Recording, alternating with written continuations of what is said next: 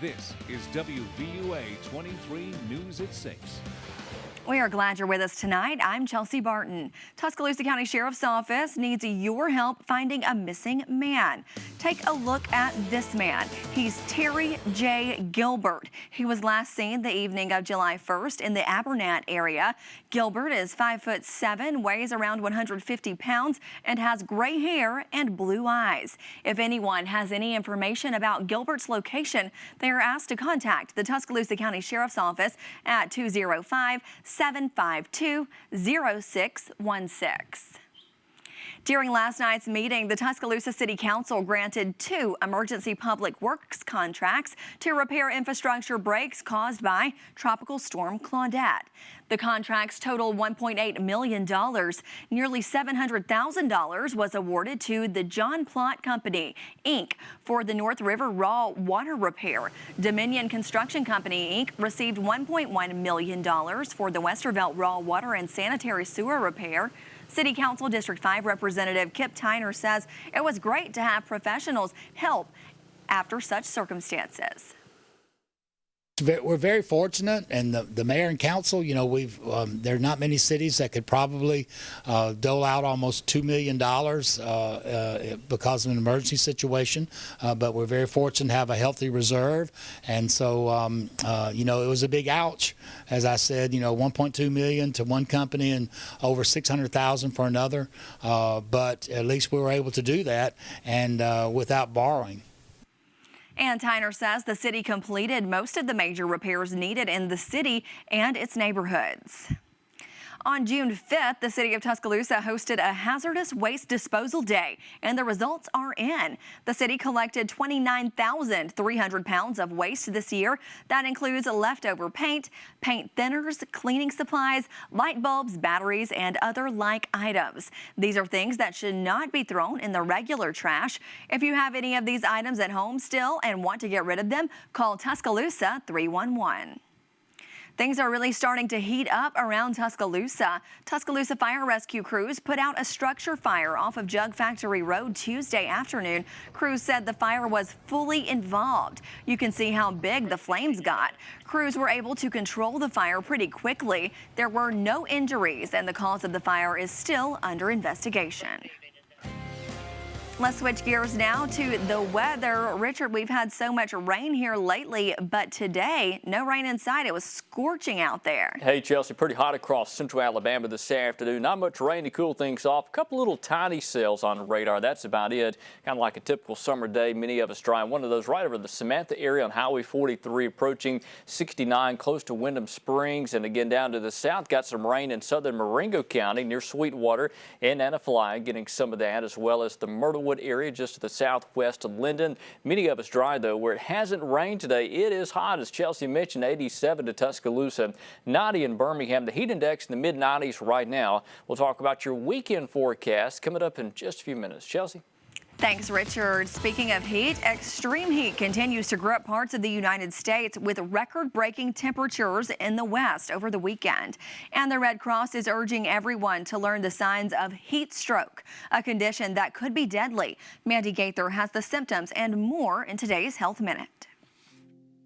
As the sun continues to beat down on the U.S., millions have been under a heat alert this week, and in the West, record-breaking heat. The Red Cross says extreme heat is the most dangerous type of severe weather event in the U.S. To stay safe, stay hydrated. You're going to be sweating a lot, so you need to be replenishing that water supply in your body. During the heat of the day, take a break from the sun, wear light, loose clothing, and never keep animals or children alone in a hot car. Temperatures could reach 120 degrees in a vehicle very quickly. The Red Cross says to be on the lookout for signs of heat stroke, a serious medical condition caused by extreme heat which requires immediate emergency treatment. Symptoms include a high body temperature, 104 degrees or higher, hot, red, dry, or damp skin, a fast, strong pulse, headache, dizziness, nausea, confusion. The person may even pass out. If you suspect heat stroke, call 911 immediately. Move the person to a cooler place. Help lower their temperature with a cool bath or mist, or apply cool cloths to their body. The Red Cross also says not to give the person anything to drink. For Health Minute, I'm Mandy Gaither. You should also be on the lookout for heat exhaustion. Symptoms include heavy sweating, cold, pale, and clammy skin, and muscle cramps. The Red Cross says to get medical help right away if there's vomiting, if symptoms get worse and last longer than about an hour, or if confusion develops. And other health news, a new study shows eating 3 servings of whole grains a day, along with a nutritious diet, can have health benefits as we age. Researchers at Tufts University found such foods can help control weight, blood pressure, and blood sugar levels. They followed 3,100 people in their 50s for 18 years to conduct the study. Researchers compared people eating 3 servings of whole grains or more daily to those eating less than half a serving. The surging coronavirus pandemic is on the rise in 46 states, according to the latest CDC data. Unvaccinated Americans are driving the wave of new cases and face the greatest risk. Daily vaccination rates are down nearly 50% since just last week. Average new cases jumping 97%, and those are just the ones we know about. Experts say states that have fully vaccinated more than half of their residents are reporting fewer cases. But even those bright spots are surrounded by a sea of red. At least 46 states now seeing a rise in new cases over the past week.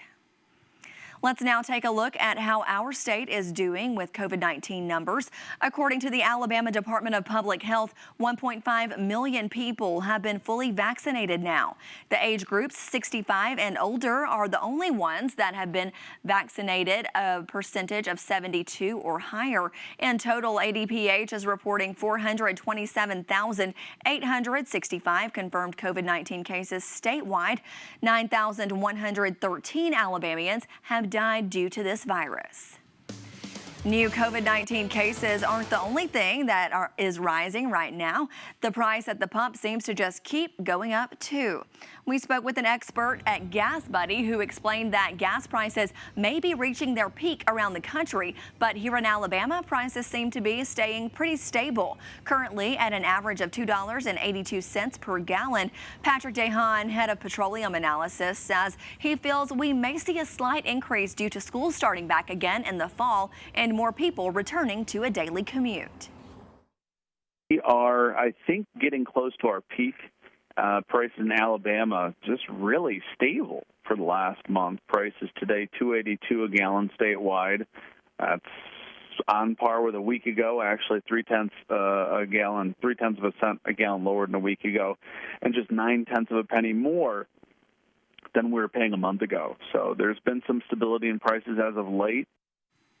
And DeHaan says that while gas consumption was a record high this year over the 4th of July weekend, he does not expect that type of demand again until closer to Labor Day weekend.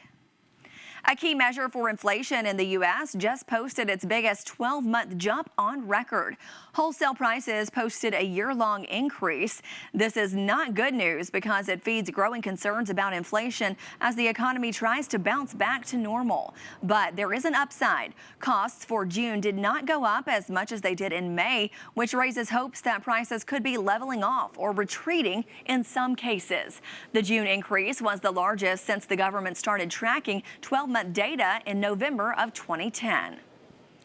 About 4 million taxpayers can expect to get refunds from the Internal Revenue Service this week. That money will be paid to people who paid too much on unemployment compensation last year.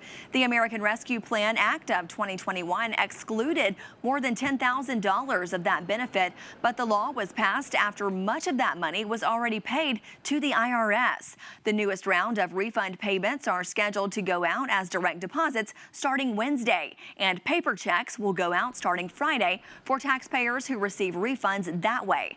The average refund amount for overpayment is $1,265. A federal judge on Tuesday dismissed the lawsuit brought by former Alabama Chief Justice Roy Moore against the comedian who ridiculed him on cable television. Moore and his wife filed the lawsuit back in 2018 and sought $95 million in damages after Moore appeared on Cohen's Who is America show. U.S. District Judge John Cronin of the Southern District of New York granted summary judgment in favor of Sacha Baron Cohen in a 26-page memorandum. The suit was dismissed with prejudice, which means Moore cannot refile this suit. Coming up, a scuffle in a prison yard turned deadly, and a man on parole makes a life-threatening mistake. Here are the details right after this.